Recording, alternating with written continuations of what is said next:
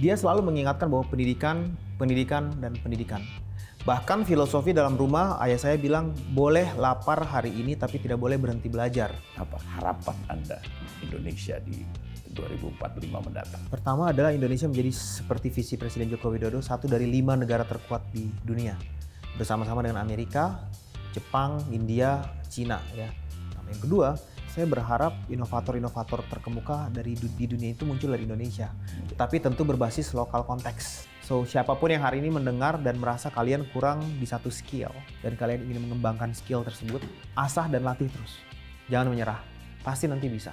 Bahasa Inggris saya saja ala kadarnya, saya bisa kuliah ke luar negeri karena saya terus belajar. Mengasah sampai bisa. Bagi saya pencapaian terbesar adalah bukan prestasi tangible dan fisik yang saya pamer-pamerkan, tetapi adalah kesempurnaan diri. Menjadi pribadi yang tenang, menjadi pribadi yang matang, menjadi pemimpin yang bijak, menjadi pemimpin yang adil, dan menjadi pemimpin yang patuh pada Tuhan dan amanah.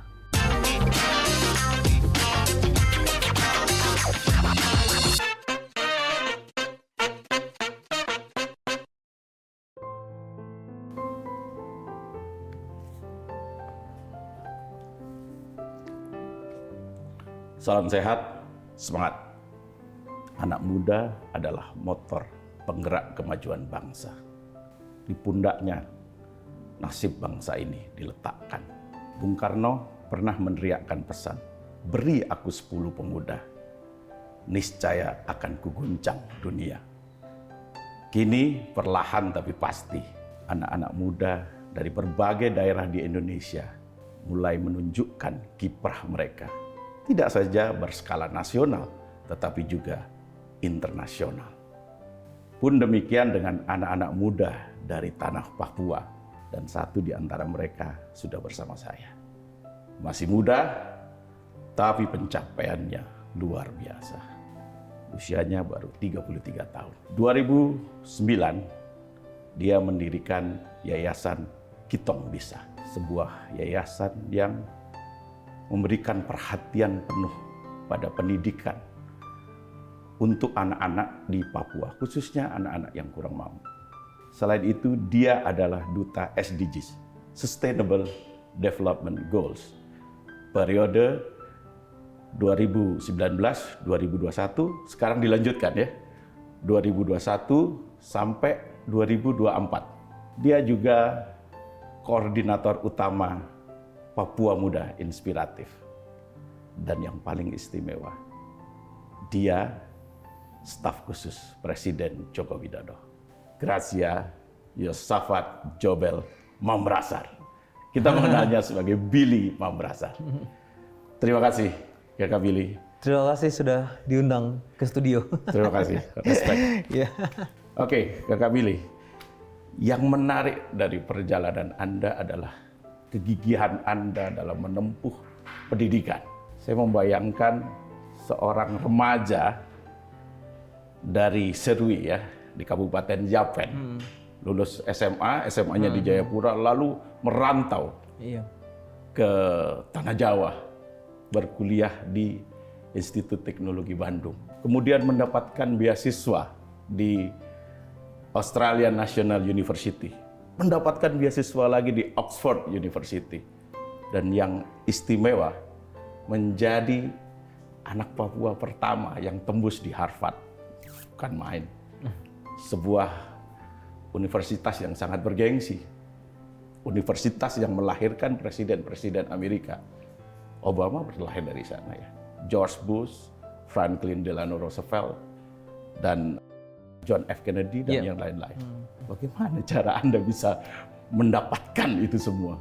Jadi sebenarnya kalau kita lihat di Twitter 2 tahun yang lalu kan sempat terjadi diskusi dan perdebatan apa itu privilege dan tidak, dan bukan privilege. Yep. Jadi netizen mengatakan bahwa mereka-mereka yang mampu untuk berada dalam posisi tersebut hanyalah mereka-mereka yang memperoleh privilege. Ketika saya mempost pandangan saya bahwa ada juga orang-orang yang tidak memiliki privilege dalam hal latar belakang ekonomi dan ketertinggalan seperti saya, dengan niat yang tinggi juga mampu mengejar hal tersebut. Nah, tetapi memang dari diskusi di Twitter itu saya pelajari satu hal dari netizen, yaitu bahwa saya juga punya privilege lain, yaitu orang tua yang sangat mengerti dan memahami bahwa pendidikan adalah jembatan yang mampu menjembatani masa lalu yang jauh dari yang berkekurangan dengan masa depan yang penuh harapan. Dia selalu mengingatkan bahwa pendidikan, pendidikan, dan pendidikan. Bahkan filosofi dalam rumah ayah saya bilang boleh lapar hari ini tapi tidak boleh berhenti belajar. Seperti itu. Itu selalu diingatkan kepada kami semua. Sehingga motivasi saya secara konsisten didorong oleh ayah saya untuk jangan sampai di SMP. Kalau bisa masuk SMP, masuk kelas terbaik, masuk SMP yang terbaik. Dan waktu SMP tidak ada uang, cari uang sendiri sambil jualan. Waktu SMP? Waktu SMP, sudah dari SMP sebenarnya. Dengan orang tua, dengan ibu saya tuh saya jualin kue-kue jualannya ibu saya. SMA, cari SMA yang terbaik, yang gratis. Yang penting jangan berhenti bersekolah. Kita berjuang bersama-sama. Kuliah, cita-cita saya menjadi insinyur. Dan saya mau masuk ke institusi terbaik Indonesia. Di saat orang tua saya mengatakan tidak mungkin karena kita tidak ada uang. Dan saya membalikan kata-kata orang tua saya bilang, Bapak bilang pendidikan adalah merupakan jembatan, ya kan? Masa saya harus give up? Saya harus menyerahkan mimpi saya untuk mencapai masa depan yang cerah, gitu. Saya ingin menjadi insinyur, dan saya ingin sekolah di sekolah engineering terbaik. So tanggung jawab kita bersama untuk mencari cara bagaimana saya bisa ke sana.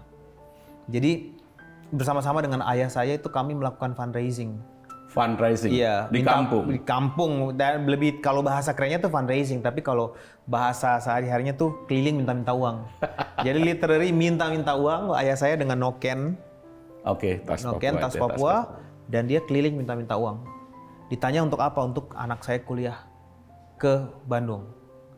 Dan ya usahanya dia gigih, dia berkeliling-keliling dan banyak orang-orang baik. Dan itulah budaya di Papua ya. Orang-orang di Papua itu sangat suka membantu orang lain. Oke. Ya, apalagi mereka melihat ada anak Papua yang prestasinya bagus dan punya cita-cita yang besar. Bahkan orang-orang yang bukan keluarga kami, yang ditemui ayah saya di jalan yang memberikan bantuan. Dan terkumpullah uang tersebut untuk mengirimkan saya tes perguruan tinggi ke Bandung. Dan setelah terkumpul, Bapak bilang ini satu jalan, one way ticket.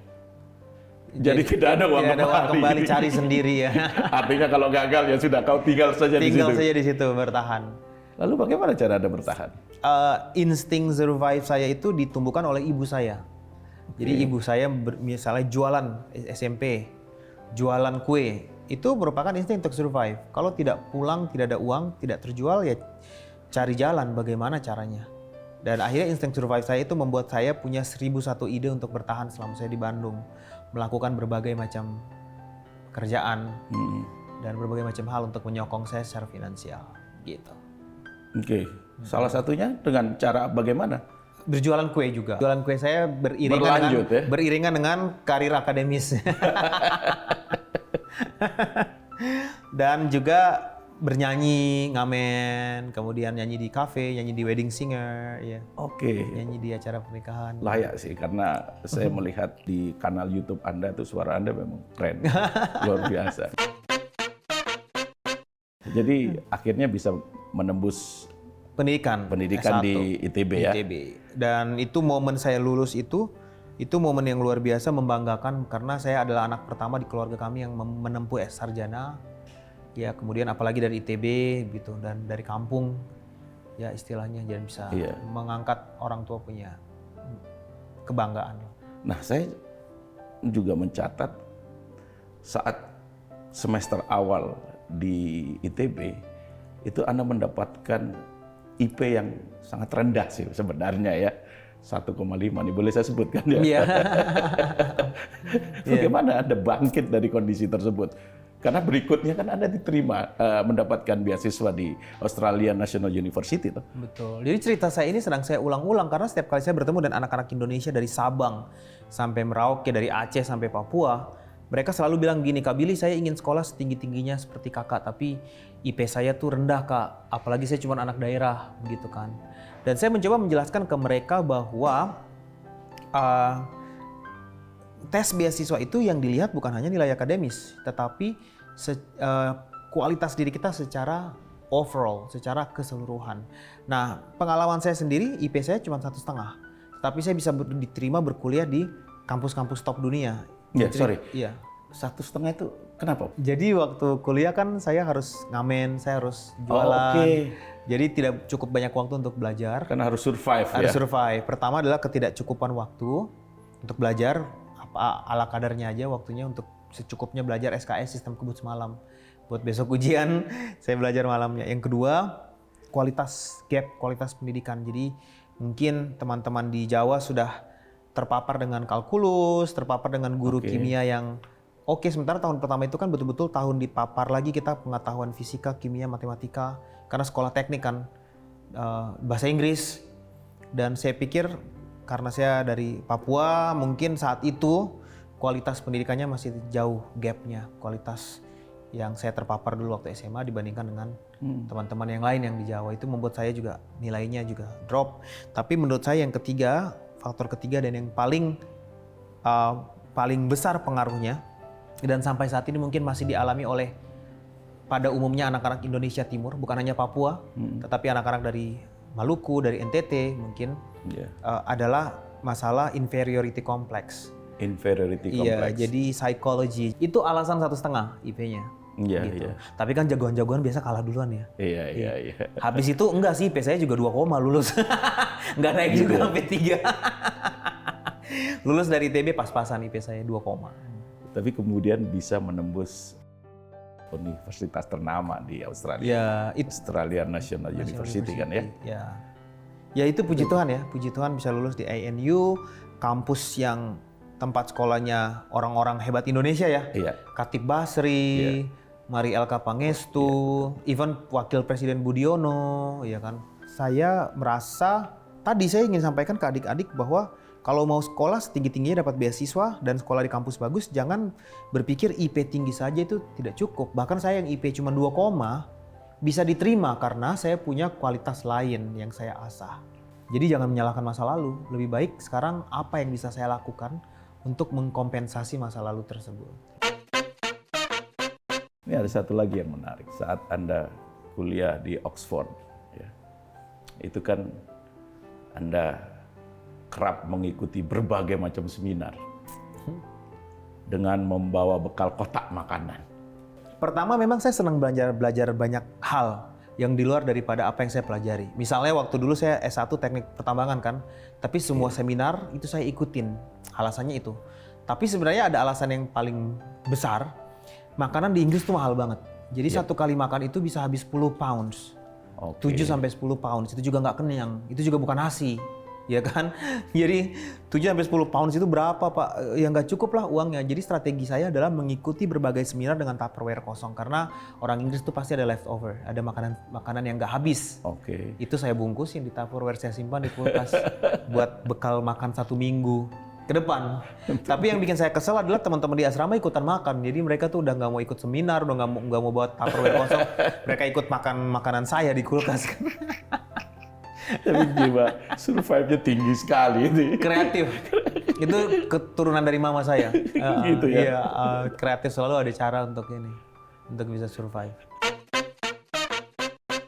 Waktu Anda kan kuliah di Australia ya, Australian National University itu pada 2015 Anda dinobatkan sebagai Student of the Year. Ya. Boleh tahu apa pertimbangan mereka memberikan gelar itu kepada Anda?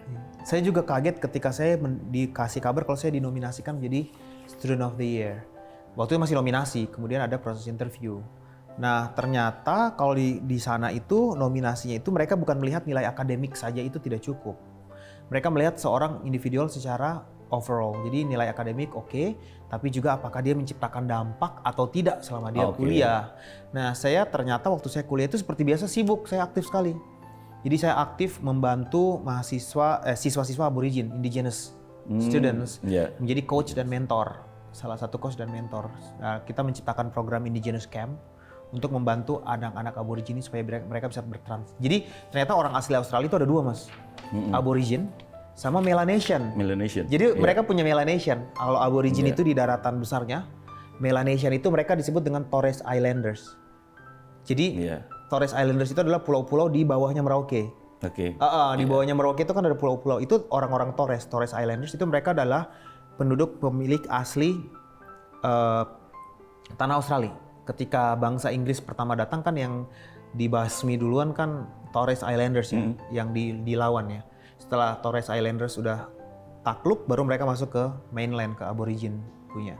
Nah, indigenous students yang di Australia yang Aborigin dan Melanesian yang Torres Islanders ini, itu saya jadi coach, menyemangati mereka, menjadi coach untuk mereka jangan menyerah, menggunakan pengalaman saya mengurus Yayasan Kitong Bisa di Indonesia. Saya ramu jadi kurikulum, mengcoach mereka dan ternyata dalam 2 tahun saya menjadi coach itu terjadi peningkatan signifikan dari jumlah Torres Islanders dan Aborigin yang masuk ke Australian National University. Terus yang kedua, saya aktif mempromosikan budaya Indonesia. Jadi saya adalah orang yang tidak malu untuk belajar budaya Indonesia. Jadi saya lebih mengenal Indonesia itu selama di Australia. Saya pernah menari tari topeng keras Bali.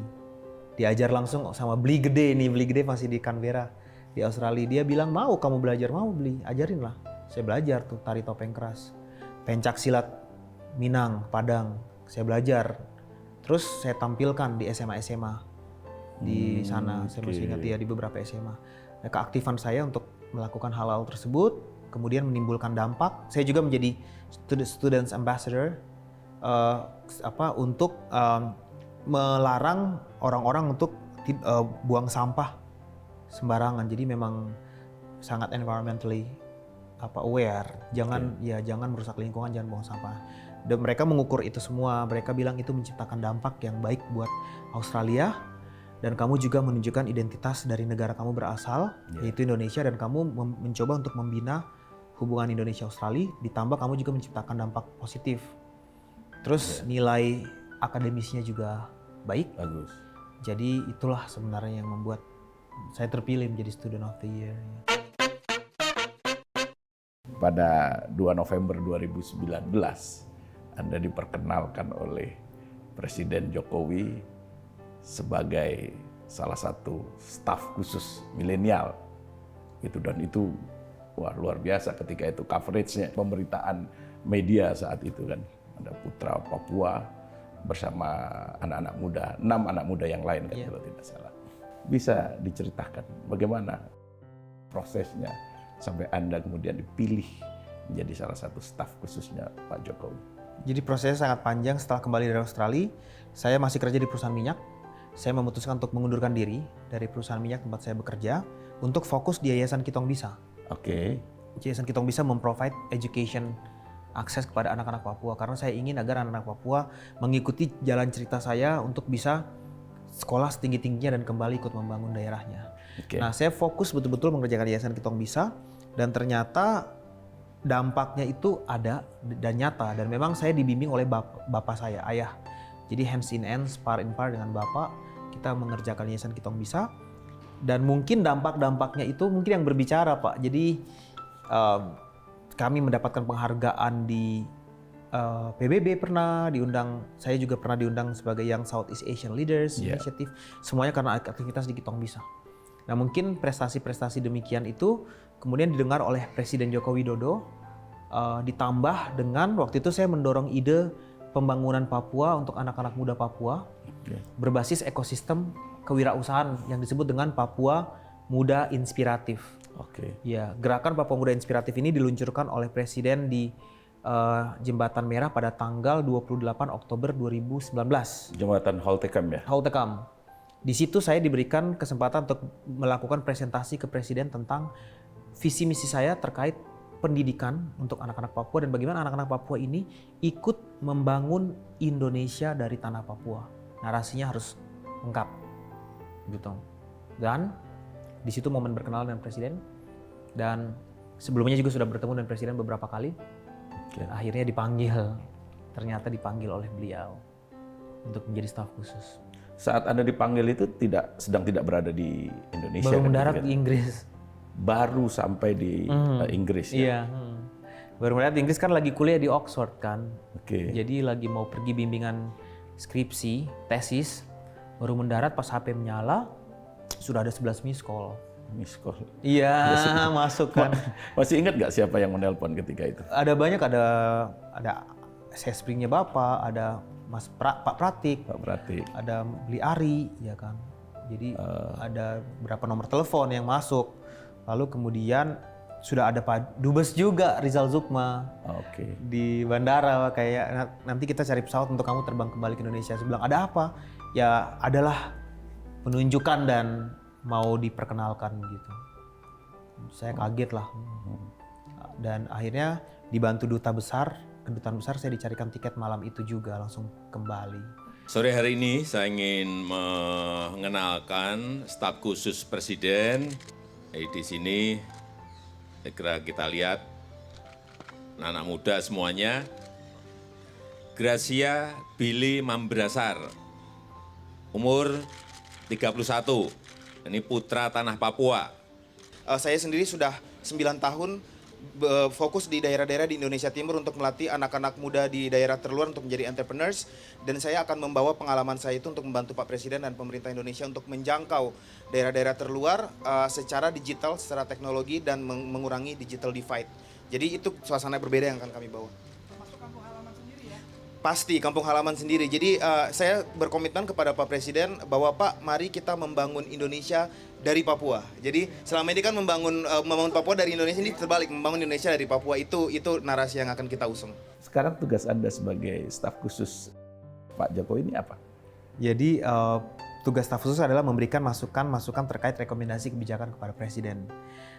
Sejauh ini 2 tahun saya bekerja, saya sudah membuat 26 memo policy.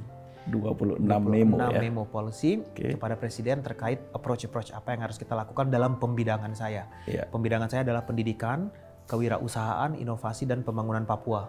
Oke. Atau termasuk Papua Barat termasuk juga Papua ya? Barat juga, ya. Nah, beberapa memo policy yang saya tulis itu terkait permohonan untuk penyamaan gaji guru honor, gaji guru P3K setara PNS. Kemudian saya ikut terlibat dalam diskusi tentang Impres nomor 9 tahun 2020, percepatan pembangunan Papua Barat. Itu saya tulis memo policy. Saya pernah juga menuliskan memo kebijakan kepada Presiden untuk memperhatikan tahanan politik anak-anak Papua yang masih mahasiswa, agar mereka diberikan kesempatan untuk dapat berkuliah, dan Presiden responsif. Puji Tuhan Presiden memberikan perintah untuk melepaskan ya mereka, agar mereka bisa bersekolah kembali.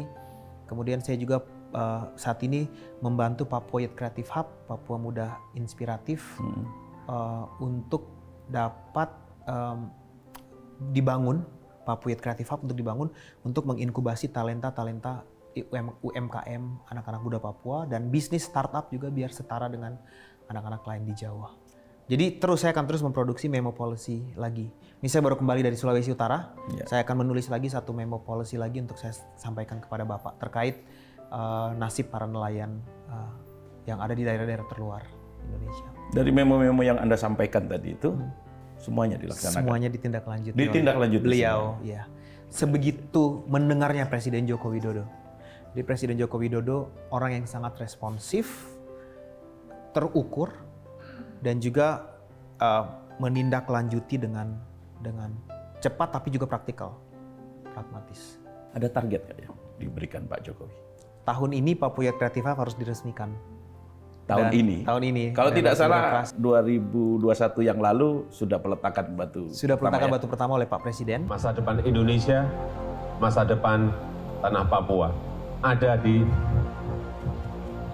Papua Youth Creative Hub yang kita harapkan nanti di akhir 2022 sudah selesai, langsung kelembagaannya siap, dan kita harapkan dalam waktu yang sangat cepat bisa betul-betul melakukan pengembangan SDM di tanah Papua yang kita cintai.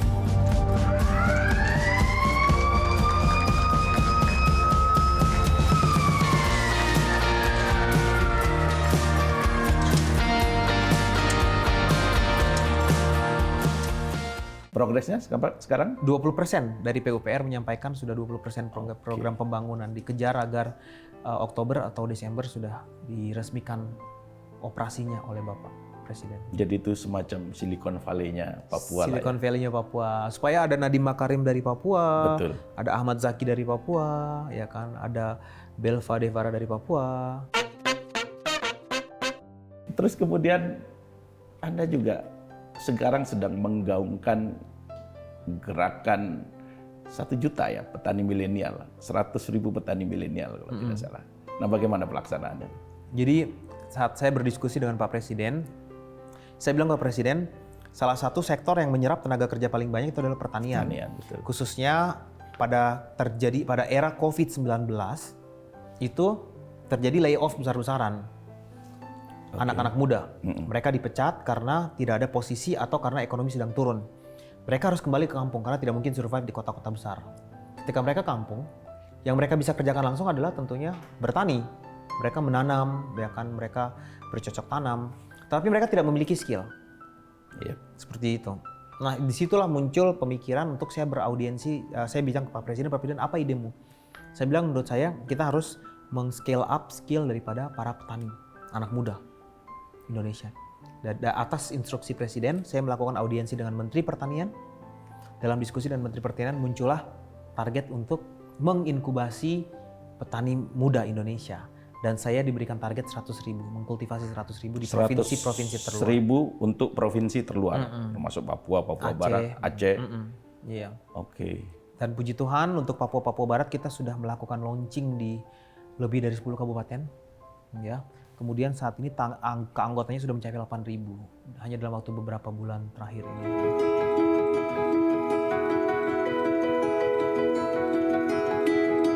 Di Provinsi Papua Barat memiliki potensi yang besar untuk dikembangkan sebagai daerah produsen utama komoditas pertanian di Indonesia Timur.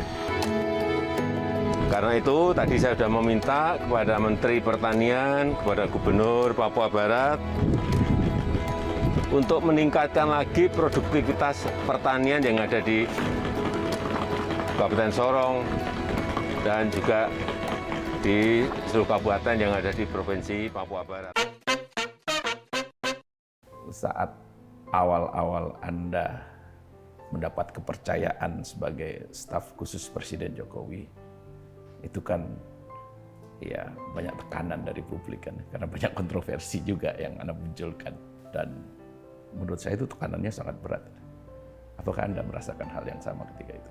Iya, jadi pertama kalinya dalam hidup saya kehidupan dan perkataan saya itu akan diulas di media secara luas gitu kan.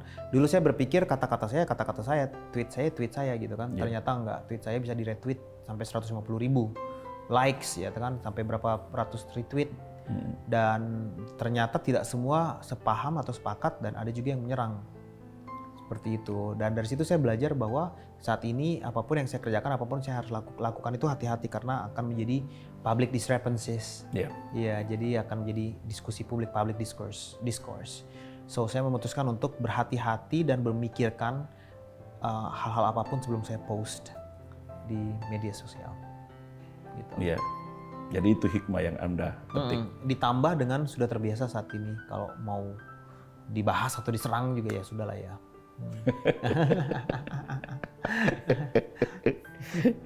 Nah, saat Anda mendapatkan tekanan dari netizen ya, netizen yang maha benar kalau gitu ya sama nyebutnya. Ada nggak nasihat yang diberikan oleh Pak Jokowi? Pak Jokowi pertama dia belain karena menurut dia ada kebenaran dari pandangan saya. Oke. Yang kedua dia mengatakan kalau kamu sudah merasa kamu mengatakan hal yang benar, kamu harus maju terus mengatakan hal yang benar. Jangan menyerah. Gitu, jangan takut, jangan gugup kalau memang itu adalah sebuah kebenaran. Terus yang ketiga, beliau menyampaikan semangat yang harus di dalam dada kita adalah semangat untuk Indonesia. Selama motif kita mengatakan atau mendorong atau mendebatkan sesuatu adalah untuk Indonesia, lakukan itu dengan sepenuh hati. Jadi saya diberikan kekuatan oleh Presiden Joko Widodo dan memang semangat dari Bapak itu yang membuat saya survive. Karena saya juga sudah sempat berpikir untuk mundur waktu itu. Oh, sempat berpikir untuk mundur? Bahkan sudah dalam proses untuk mengajukan gitu. Karena tidak kuat tekanan dari netizen? Seperti itu. Tapi dengan semangat dari Pak Jokowi saya bisa survive. Dan Pak Jokowi bukan hanya memberikan semangat, tapi dia juga memberikan arahan. Menurut saya dalam hubungan saya dengan Presiden Joko Widodo, itu bukan atasan dan bawahan, sejauh ini yang saya rasakan adalah mentor dan mentee. Seseorang yang diajar oleh beliau. Ada waktu rutin nggak bertemu Pak Jokowi? sebagai staf khusus? Sebelum COVID ada rapat rutin dengan beliau. Rapat rutin, Iya, ya? one on one. Bukan one on one, sorry. Staf sus langsung dengan beliau. Setelah COVID kita dibatasi akses ke presiden. Oke. Waktu-waktu khusus dengan beliau kalau saya mendampingi beliau jalan kunjungan kerja.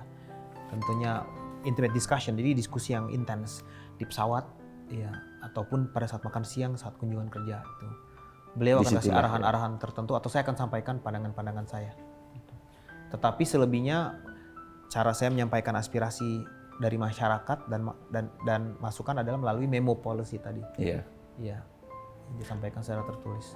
Ingat nggak selama Anda menjadi staf khusus berapa kali bertemu dengan Pak Jokowi? Sudah banyak sekali. Banyak ya? Udah nggak ingat ya. Paling intens kemarin dampingin Bapak hampir seminggu PON ya. Waktu PON ya? Waktu PON ya. Naik pesawat sama-sama, terus kemudian kamar hotel juga sebelahan ya kan. Itu pengalaman saya saat masuk hotel dan nggak bisa keluar lagi gitu kan. Buka jendela hotel kok ada pas pampres semua gitu, ketutup lagi. Udah, kalau Bapak udah masuk ya kita di dalam kamar semua aja. Iya. Dan beliau sangat akrab. Beliau tuh sangat humanis. Beliau juga sangat improvisasi. Saya masih ingat momen di Papua di mana beliau turun dan langsung bertemu dengan suster. Untuk suster gereja, untuk beliau beli nokennya.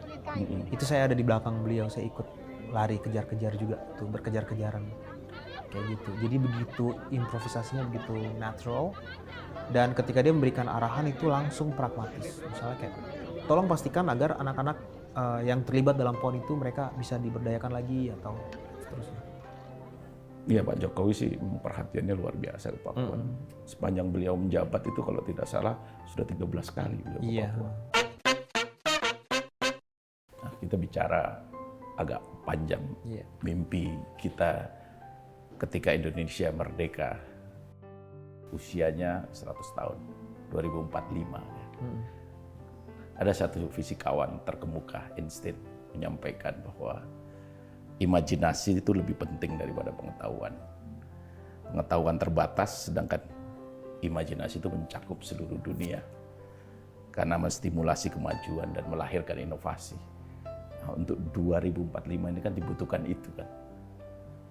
Dibutuhkan imajinasi yang kemudian melahirkan inovasi. Dan tumpuannya salah satunya ada pada Anda, Billy. Nah, apa harapan Anda Indonesia di 2045 mendatang? Pertama adalah Indonesia menjadi seperti visi Presiden Joko Widodo, satu dari 5 negara terkuat di dunia.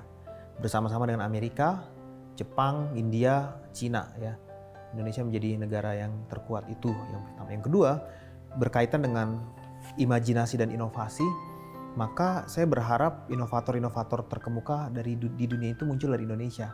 Tapi tentu berbasis lokal konteks kita. Seperti itu, kita punya 13.000 lebih pulau, 34 provinsi dan ratusan pulau-pulau yang antara ada dan tiada, kadang-kadang ada, kadang-kadang tidak ada gitu kan. Jadi konteks lokal itu adalah bagaimana culture kita itu menginfluence inovasi yang kita buat.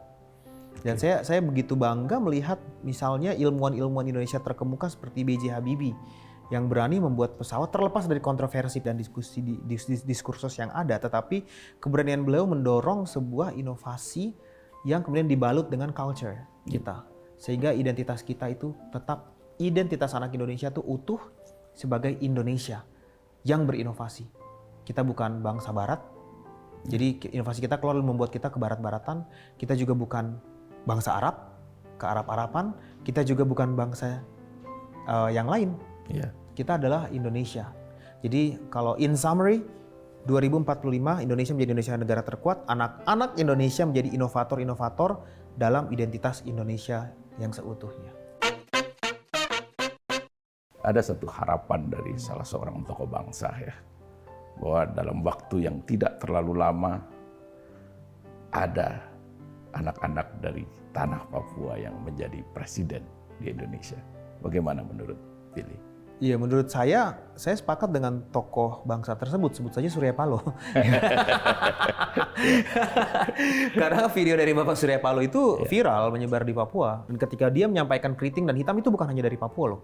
Maluku juga keriting hitam, NTT juga keriting hitam. Artinya bisa satu anak dari antara tempat-tempat itu yang bisa memimpin Indonesia, begitu kan? Kita lihat presiden 1 sampai 7 kan Jawa semua, ya kan? Yep.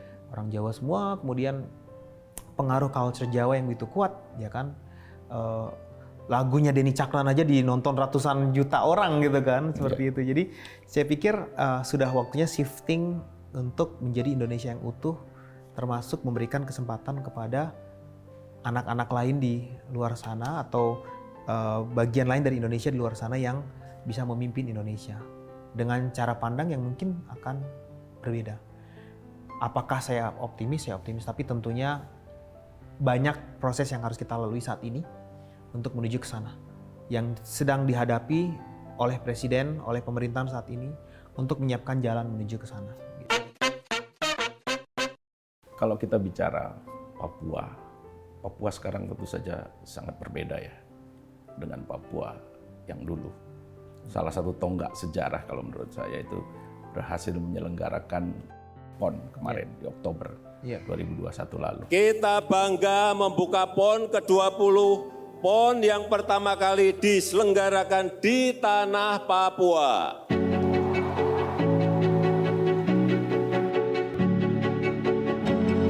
Pekan olahraga ini menggambarkan kemajuan Papua, menunjukkan kesiapan infrastruktur di tanah Papua dan kesiapan masyarakat Papua dalam menyelenggarakan acara besar untuk berprestasi di kancah nasional dan internasional.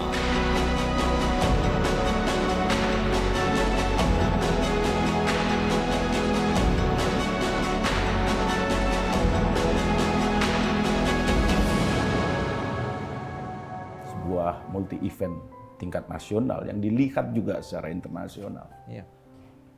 Bagaimana menurut Anda? Jadi saya itu SMA di SMA Negeri 3 Jayapura. SMA itu terletak di atas bukit yang persis kalau ditarik garis itu di atas Stadion Lukas NMB itu kan di atasnya tuh gunung-gunung tuh. Iya, Gunung-gunung betul. itu nyambung ke bukit tempat sekolah SMA saya ada di situ. Iya. Jadi kalau saya turun dari SMA dan mau jalan-jalan ke danau, saya pasti lewat stadion. Oke. Dulu itu tuh adalah hutan aja. Ya, dan tidak seramai sekarang. Tidak ada hingar-bingar UMKM yang ada di pinggir jalan. Iya. Tidak ada geliat ekonomi yang muncul, let alone bangunan semegah stadion tersebut.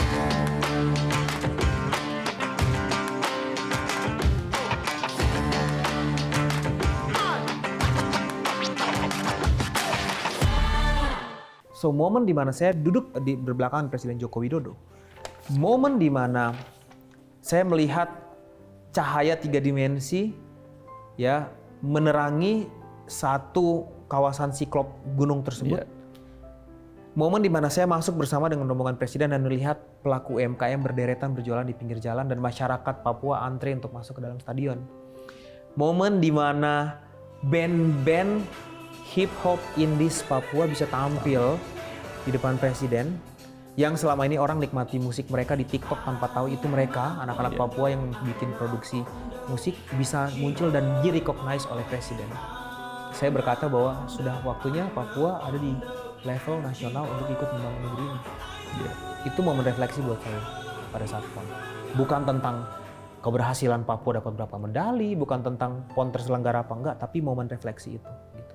Dan keseriusan Presiden Joko Widodo, keberanian dia untuk melawan di saat mereka mengatakan bahwa Papua belum siap.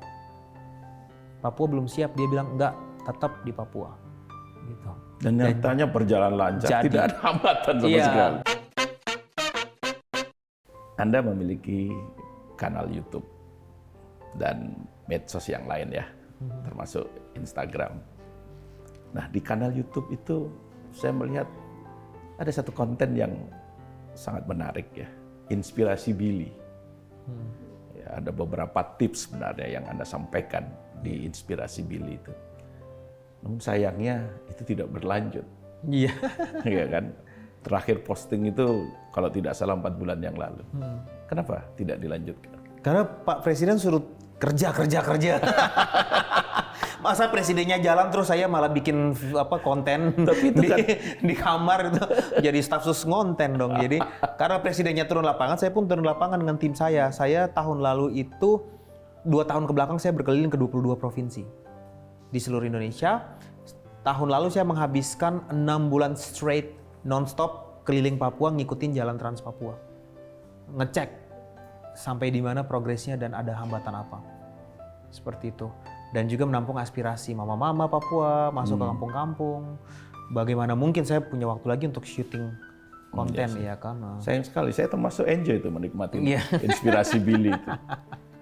Karena itu dibuat berdasarkan ini kan pengalaman personal gitu. Iya. Jadi menjadi guidance kan. Tentu saja juga bisa menjadi guidance untuk anak-anak muda. Iya. Bagaimana mereka mencapai seperti apa yang Anda dapatkan. Sebegitu saya intens, apalagi tahun ini targetnya Papua Youth Creative Hub harus jalan, petani milenial Papua Barat harus jalan, nelayan milenial harus jalan, UMKM anak-anak muda Papua juga harus bangkit. Belum lagi Yayasan Kitong Bisa. Belum lagi Yayasan Kitong Bisa yang juga banyak sekali peranan tanggung jawab dan kemitraan yang kita kerjakan untuk membangun pendidikan di sana. Dan saya staf khusus nasional, saya bukan hanya milik Papua, mas saya harus ke provinsi lain juga. Ya. Saya harus ke Aceh minggu depan, harusnya minggu ini seingat saya harusnya ke Aceh. Turun sampai ke ujung-ujung Aceh gitu kan, ke NTT. Ya. Kalau Yayasan Kitong Bisa itu apakah sekarang hanya ada di Papua saja atau sudah ada di provinsi lain? Masih ada di Papua Barat saja. Tapi visi kami kita akan inkubasi dan buka lagi di seluruh Indonesia. Pusat-pusat belajar non formalnya. Berapa banyak orang yang anak-anak Papua yang masuk dalam Yayasan Kitong Bisa itu? Totalnya kalau saya rata-ratakan dengan 9 pusat belajar yang beroperasi dan 200 anak per pusat belajar harusnya ada 1.800-an sampai 2.000 ya. Yang sedang belajar saat ini. Jadi yang mengajar di Yayasan Kitong Bisa itu relawan ya? Relawan lokal, tapi kita training dan kita bekali mereka dengan kemampuan mengajar. Yang paling banyak diajarkan itu apa? Karakter building, agar mereka kreatif, inovatif, percaya diri, terus bahasa Inggris. Iya itu yang Iya, paling. dua itu aja paling utama. Ya, kenapa karakter building? Karena terbukti riset terakhir menunjukkan ya, kalau kita baca salah satu buku yang ditulis oleh Angela Duckworth, seorang scholars dari Harvard University, dia belajar neuroscience dan dia menjadi edukator, pendidik. Dia menemukan bahwa keberhasilan dari individu menjadi orang yang sukses itu bukan IQ, SQ, EQ. Bukan nilai matematikanya harus 9, bukan nilai fisika ininya IP-nya harus 4, enggak. Tetapi satu faktor yang disebut dengan grit, G-R-I-T, grit. Grit adalah karakter dan kemampuan seseorang untuk tidak menyerah, kreatif, dan melakukan sesuatu terus-menerus sampai berhasil. Regardless seberapa tinggi, seberapa rendah IQ-nya. Seberapa tinggi, seberapa rendah EQ-nya. Si Angela Duckworth ini melakukan penelitian longitudinal selama 20 tahun terhadap siswa di sekolah di New York untuk men-tracing mereka 20 tahun lagi mereka jadi apa nih? Beberapa tahun mereka jadi apa? Dia tracking. Ternyata mereka-mereka yang berhasil sukses itu bukan yang dulu pas diajar nilai matematikanya tinggi, nilai fisikanya tinggi, 9, enggak. Tapi ketika anak itu nilainya rendah, misalnya dapat 5, dia terus ngejar gurunya, Bu, saya bisa nggak belajar? Saya bisa nggak saya ngejar? Bu, apa yang harus saya lakukan supaya saya nilainya lebih baik? Akhirnya nilai anak itu naik. Bukan jadi 9, enggak. Cuma jadi 6, cuma jadi 7, tapi naik. Dan ternyata anak itu sukses jadi wali kota, jadi seniman, jadi pelukis, jadi politisi, jadi pebisnis. Mereka-mereka yang punya grit. Itu semangat dari Kitong Bisa. Kita tidak berharap kamu harus punya nilai 9. Tapi ketika nilai matematika kamu 5, jangan menyerah. Kejar semampu kamu. Atau mungkin kamu nggak suka matematika, belajar yang lain. Iya, itulah yang dialami Billy Mambrasar. Ya? Iya, kalau IP saya 1,5 saya memutuskan pulang kampung, Pak ya. Sekarang saya sudah jualan apa ya? Jualan juga nggak apa-apa sih, karena jualan pinang, jualan sayur juga kaya juga sih. Sudah dikejar-kejar mama. Oh iya. Di YouTube itu juga saya melihat banyak konten-konten Anda mengcover lagu ya, dan keren sih. Tapi nggak ada salahnya lah kita dengarkan Bung Billy menyanyikan lagu, kan kita pengen tahu juga ini kan sudah masuk 30 besar ya Indonesian Idol kan. Iya. Itu gagal. Itu gila loh, itu pesertanya kan puluhan ribu kan. Iya, sampai Andre itu sampai berkemah tuh di Sabuga tuh. Nah, Saya itu ingat, dia. iya. Oh, waktu itu audisinya di Bandung Sabuga, ya? iya, di Bandung. Ikut di Bandung ya audisinya. Berkemah dari malam mereka karena Iya. takut ngantri ya. Boleh dong, show Mama. Berapa puluh tahun lalu beta masih kecil, beta ingat tempo itu. Show mama bujuk, show mama gendong-gendong beta sambil mama bakar sagu, mama menyanyi bujuk-bujuk. Telah sampai besar begini, beta terlalu lupa mama. Sio mama, beta rindu mau pulang. Sio mama, mama solia ku selawangi. Beta belum balas mama, mama pun capek, shodoloe. Sio tete manise, jaga beta pun mamae. Sio tete manise, jaga beta pun mamae. Keren. Saya absolutely yes. Sampai ketemu di Jakarta. Sampai ketemu di Jakarta. Sampai Terus ketemu waktu di itu saya salah Galaxy. pintu. Saya waktu itu salah pintu sampai ke kata Mas Indra Lesmana kan sampai ketemu di Jakarta kan. Saya harusnya ke kanan, saya ke kiri. Ya, sebenarnya apa yang membuat Anda gagal? Lupa Masuk lirik. gala show itu. Lupa lirik. Iya, lupa lirik pas live. Oke. Jadi kan harusnya kau di sini saat ku sapa dirimu, kan harusnya kan live-nya. Rona merah pipimu, saya nyanyiin. Rona merah matamu terlukis. Harusnya rona merah pipi jadi mata ya. Ada merah mata. Semua jurinya tertawa dan tidur di atas meja. Ada fatal sih. Pulang ya. Tapi pesan bapak saya gini, ya udah kamu berarti memang harus jadi insinyur sesuai dengan cita-cita waktu SMP. Papua itu kan melahirkan banyak talenta ya. Tidak saja di dunia tarik suara ya. Kalau di dunia tarik suara kalau tidak salah ada Noella, ada Edo Gundologit kan, kemudian ada Michael kan. Iya. Talenta-talenta di sepak bola juga banyaknya Banyak luar biasa. sekali, iya. Ruli Nere, Dari dulu ya Rudi Nere, Yohanes Auri, Jonas Sawor, Yohanes Sawor, terus zaman-zaman kemudian- David Saidui, Iya, ya, betul. kemudian Yang Eli terakhir- Boy, Eli Boy, ya betul. yang sekarang-sekarang kan Kemudian Boas. ada Boas, Adolf Kabu yang sebelumnya kan. Iya. Kemudian yang terakhir Ricky Kambuaya. Iya, Buaya. Kalau Billy suka sepak bola atau bermain sepak bola? Tidak jauh lah kemampuannya di bawah teman-teman Papua ya. Nah, jadi memang saya lebih les motorik, lebih Oke. sensorik, Ini ya, ya lebih sensorik. nulis, terus lebih konsep, gitu. Tapi mengemari sepak bola. Main iya. Tapi tidak sepede dan sejago teman-teman. Jadi kira-kira punya program nggak? Karena talenta sepak bola di Papua ini kan banyak. Bukan program ya, artinya Kemarin memberikan- pesan Presiden Joko Widodo Iya. adalah stadion sepak bola yang dipakai, stadion yang dipakai PON Iya. di Timika, salah satu kota tempat penyelenggaraan PON harus dijadikan pusat edukasi sepak bola untuk menghasilkan betul. atlet internasional. Itu visi dan arahan Presiden Joko Widodo. Harapan saya Pemda provinsi bisa mewujudkan visi tersebut. Iya, betul sih. Sayang sekali karena talenta sepak Iya. bola kan luar biasa Luar banyaknya. biasa, harus dikultivasi. Iya. Anda juga termasuk sosok yang gemar membaca buku ya. Buku apa yang sampai sekarang masih melekat di benak Anda dan buku apa yang masih sampai sekarang masih memotivasi? Saya suka sekali Thinking Fast and Slow.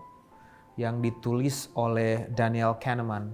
Oke. Daniel Kahneman itu kan salah satu Nobel Prize winner. Oke. Jadi tapi dia tuh di-inspired oleh pemenang hadiah Nobel yang berpikir tentang bahwa kemampuan kita mengimbangkan otak kiri dan kanan dalam membuat keputusan, thinking fast and slow. So otak kanan itu kan impulsif, didasari oleh emotions. Ketika ada harga murah diskon, saya harus langsung beli nih, gitu kan. Tapi otak kiri mengatakan, sabar, itu diskonnya nggak bener loh, itu cuman iklan loh, gitu. Jadi thinking fast and slow ini dia mengajarkan bagaimana saya harus mengajarkan anak-anak saya di Ketong Bisa untuk mengimbangkan cara berpikir dan membuat keputusan. Jadi saya membayangkan apabila seluruh generasi muda Indonesia bisa mengimbangkan visi dan logika, empati dan emotion dan logika, ini akan bagus sekali. Itu melekat dan mempengaruhi cara saya mengajar anak-anak saya. Yang kedua, di buku tersebut juga dia tulis tentang master builder. Master builder adalah bahwa seseorang mampu melakukan sesuatu sebagus dia sekarang itu karena proses yang panjang. Kayak Bapak kan tadi cerita sudah 20-an berapa tahun di industri media, sehingga ketika melakukan ini semua kan sudah biasa. Nah, negara yang maju itu harus melahirkan master builder. Jadi kita harus memiliki kemampuan dan kapasitas yang kuat dalam sesuatu yang kita suka, yang kita lakukan berulang-ulang untuk menjadi sukses. Gitu. Kalau buku biografi tokoh? Kalau biografi tokoh saya suka Muhammad Yunus. Muhammad Yunus, Ya, pemenang hadiah Nobel dari Bangladesh pada tahun 2009 ya, dia dapat hadiah Nobel. Dia yang menciptakan konsep bisnis sosial. Grameen Bank. Dan saya puji Tuhan berkehendak saya bertemu dengan beliau langsung 2016. Saya diundang oleh beliau ke Dhaka, Bangladesh. Dalam acara apa itu? Acara waktu itu bagian daripada World Islamic Economic Forum. Oke. Tetapi kita dilatih social entrepreneurship-nya langsung di Grameen Bank. Dan saya mendengar beliau langsung memberikan nasihat ya. Dan luar biasa, terinspirasi. Biografinya juga keren. Jadi inti pesan dari beliau adalah dalam kematangan hidup beliau saat itu sudah menjadi profesor dan orang kaya, dia memutuskan untuk turun kembali ke masyarakat di Bangladesh untuk langsung berinteraksi dan membantu ibu-ibu ya, perempuan-perempuan Bangladesh untuk keluar dari kemiskinan. Jadi pesannya dia jangan menjadi menara gading. Ya, apalagi generasi YZ saat ini mikirin cryptocurrency, investment, gimana gue bisa kaya, gimana gue bisa liburan sebanyak-banyaknya ke luar negeri, gimana gue bisa menjadi crazy rich. Iya, gimana gue menjadi crazy rich. Jadi rich-nya enggak tinggal crazy-nya aja kan. Tapi akhirnya kata Muhammad Yunus menjadi menara gading itu adalah then kita become ignorant. Kita ignorant terhadap masalah yang dialami oleh orang lain dan dialami oleh bangsa ini.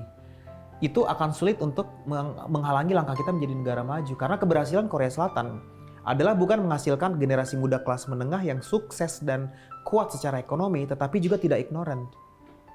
Berempati terhadap kondisi bangsa dan negara kita dan ikut berkontribusi.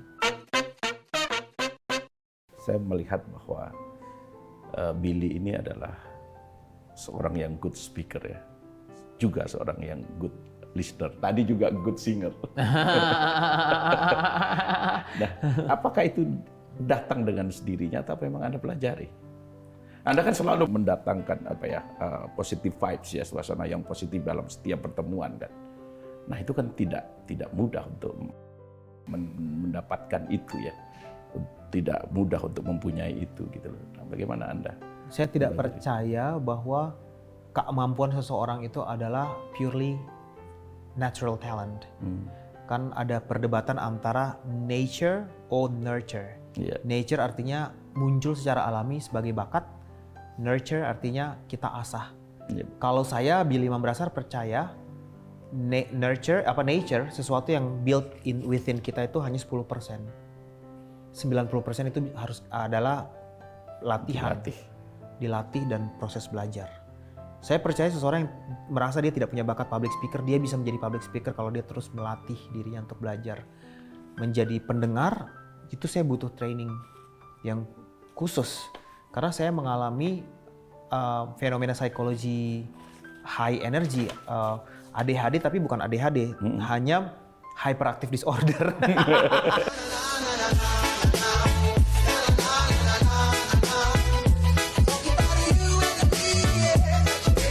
Jadi kalau attention deficiency sih masih manageable. Saya hyperactive disorder. Jadi nggak bisa diam, terus bergerak. Jadi salah satu yang membuat saya terus aktif ikut banyak organisasi apa itu karena hyperactive disorder juga. Nah itu saya kelola dengan cara stay still dan belajar untuk mendengar dan mencerna. Dan itu ketika saya kuliah di kampus-kampus luar negeri, saya harus mendengar ceramah kuliah 2 jam, 3 jam. Itu tidak kebayang kalau saya dengan hyperactive disorder saya ini harus ikut kuliah daring sekarang sih. Mungkin sudah sambil disko-disko saya pegang laptop kan, karena nggak bisa diam kan. Tapi saya tidak percaya bahwa semuanya itu nature. 90% itu nurture. So siapapun yang hari ini mendengar dan merasa kalian kurang di satu skill, dan kalian ingin mengembangkan skill tersebut, asah dan latih terus. Jangan menyerah, pasti nanti bisa. Bahasa Inggris saya saja ala kadarnya, saya bisa kuliah ke luar negeri karena saya terus belajar, mengasah sampai bisa. Yang paling Anda rindukan dari Papua itu apa? Orang-orang Papua. Orang-orang Papua. Bagi saya menarik melihat fenomena interaksi orang Papua setiap hari. Gitu dengan genuine ketulusannya, ekspresinya, senyumnya itu luar biasa sih kalau dan ekspresinya nggak ada filter ya kan. Iya betul. Jadi kalau nonton video-video di TikTok yang ada fenomena Papua itulah sehari-hari seperti itu. Apalagi di kampung saya itu orang-orangnya ekspresif, jadi lucu-lucu. Nasihat orang tua yang paling Billy ingat. Jadilah pemimpin untuk melayani. Jadilah pemimpin yang untuk melayani ya. Servant leader. Tidak salah. Jadi ya. pelayanan terus harus melayani seumur hidup katanya. Tidak salah itu dinasihatkan oleh seorang guru ya. Iya. Guru honorer. Iya. Lulus kuliah dari ITB Anda bekerja kan ya? Ya, langsung bekerja di perusahaan minyak. Perusahaan minyak, itu Iya. pengalaman kerja pertama? Pengalaman kerja pertama. Perusahaan minyak asing ya? Asing ya.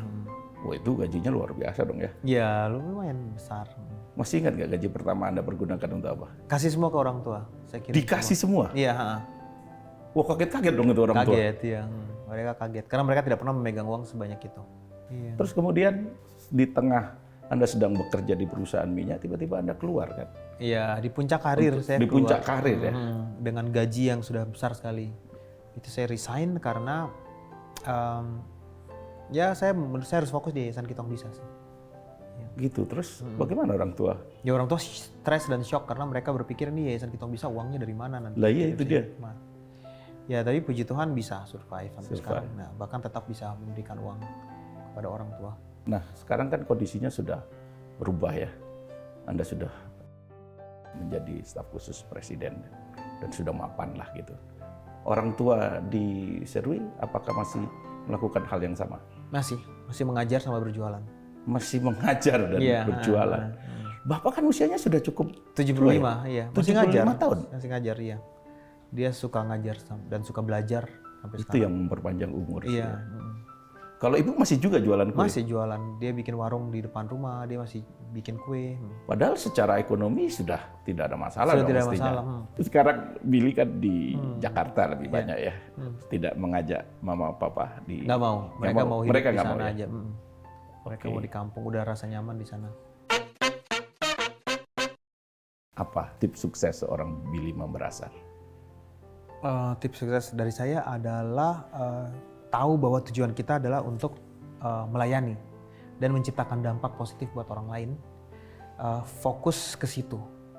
Jangan fokus ke hal-hal yang material. Fokusnya immaterial. Immaterial adalah tujuan hidup ya. Tentunya kalau umat beragama kan surga. Iya. Kemudian melayani orang lain, berbuat baik, ya kan, dan melakukan hal-hal yang mengubah hidup orang. Itu pesan dari orang-orang inspiratif yang saya temui. Ya Muhammad Yunus tadi saya cerita, Barack Obama, ya Presiden Barack Obama saya bertemu face to face dengan beliau. Anda pernah face to face dengan ya, Barack Obama ya? Di Amerika Serikat, ya waktu saya mengikuti yang Southeast Asian Leaders Initiative. Waktu masih mahasiswa ya? Waktu baru selesai S2 dari Australia. Kemudian dari ayah saya, mereka bilang kalau fokus ke hal-hal yang tidak material, immaterial, sesuatu yang baik jangka panjang, merubah hidup orang, maka kebahagiaan kita akan non-stop sih. Dan semangat kita untuk bekerja itu akan didorong oleh hal-hal tersebut. Ini pesan untuk anak-anak milenial Indonesia, khususnya anak-anak milenial Papua. Apa yang ingin Anda sampaikan? Pesan saya untuk anak-anak milenial, generasi Y dan Z, Indonesia dan juga di Papua, bahwa masa depan bangsa dan negara kita itu bergantung di kita. Visi kita untuk mencapai Indonesia 2045 tidak akan tercapai kalau kita tidak siap. Kita di sini adalah kita, generasi Y, Z, dan nanti Alpha. Oleh sebab itu harapan saya jangan ignorant, berkarya, bekerja keras untuk ikut berkontribusi buat membangun bangsa kita, mendukung Indonesia nanti menjadi negara dengan generasi emas negara maju. Harapannya di pundak kita. Apa mimpi besar yang ingin Billy wujudkan? Mimpi besar saya adalah saya ingin secara pribadi ya, Ya. saya ingin Yayasan Kitong Bisa menjadi yayasan besar yang bisa punya satu sekolah sendiri bertaraf internasional dan berasrama. Dan nanti lengkap terintegrasi dengan fasilitas kesehatan. Dan harapan saya nanti saya dengan istri saya di kampung mengelola pendidikan dan fasilitas kesehatan bersama-sama untuk membuat perubahan gitu. Karena saya bidangnya pendidikan, dia bidangnya kesehatan, jadi impian saya itu punya institusi. Sebenarnya itu impian dari bapak saya ya. Saya cuma meneruskan mimpi bapak saya. Oke, ini segmen terakhir, segmen santai nih. Ada pertanyaan cepat dan Billy harus memilihnya dengan cepat pula. Iya. Yang pertama, musik soul atau rock? Soul, Soul. Instagram atau YouTube? Instagram, Twitter atau Facebook? Twitter, Harvard atau Oxford? Oxford, Oxford. Bulu tangkis atau sepak bola? sepak bola. Sepak Sebagai bola. penonton ya, dua-duanya. Indonesian Idol atau X Factor? Indonesian Idol, Oke. Obama atau Soekarno? Soekarno. Soekarno ya pasti. Soekarno lahir duluan. Oke. Obama terinspirasi dari Soekarno kali ya. Bisa Dia jadi. bilangnya Soekarno. Soekarno ya. Kalau dari skala 1 sampai 10, pencapaian gemilang Anda saat ini, Anda beri poin berapa? 5. Kenapa 5? Karena pencapaian itu bagi saya pencapaian terbesar adalah bukan prestasi tangible dan fisik yang saya pamer-pamerkan, tetapi adalah kesempurnaan diri. Menjadi pribadi yang tenang, menjadi pribadi yang matang, menjadi pemimpin yang bijak, menjadi pemimpin yang adil, dan menjadi pemimpin yang patuh pada Tuhan dan amanah. Saya belum mencapai ini semua. Menurut saya ini adalah pencapaian tertinggi dari seorang manusia. Bagian akhir ini saya tutup dengan ada satu pesan yang Anda tuliskan di Instagram Anda. Ya. Pesan yang ya lebih tepatnya nasihat ya yang disampaikan oleh seseorang. Saya tidak tahu nanti apakah Anda ingat atau tidak. Saya bacakan pesan. Mas Billy, ingat, fitrah manusia adalah melindungi manusia yang lemah, menyayangi yang terlupakan, dan tidak serakah, tetapi terus berbagi. Presiden Joko Widodo. Nasihat Presiden Joko Widodo. Itu nasihat dari Pak Jokowi. Dan berkali-kali disampaikan setelah rapat dan setelah bertemu. Dia selalu mengingatkan. Tapi pakai bahasa Jawa, itu ada bahasa Jawanya. Gitu ya? Iya. Itu ada bahasa Jawanya. Ha. Kenapa nasihat itu yang Anda ingat? Karena saya melihat sendiri dengan mata kepala saya ya, bahwa ketika beliau diserang, dihajar, dia tidak menyerang, menghajar balik, atau dia tetap tenang kayak gitu. Jadi saya pikir kalau saya dalam posisi di mana saya punya power untuk menghajar orang, mungkin saya pasti hajar aja ya kan. Tapi ternyata kesempurnaan menjadi pemimpin adalah pada saat kita ditindas kita tetap bertahan, tapi pada saat kita bisa menindas kita tidak menindas. Itu butuh ketenangan batin. Makanya tadi saya bilang saya masih 5. Masih butuh belajar. Oke, Gitu. sebuah nasihat yang Iya. sangat bermakna. Iya. Semoga itu tetap menjadi pegangan Anda dalam melanjutkan kehidupan Anda sebagai salah satu milenial harapan bangsa. Terima kasih. Semoga Anda selalu sehat Amin. dan karir Anda semakin cemerlang. Amin. Indonesia membutuhkan Billy Mamrasar.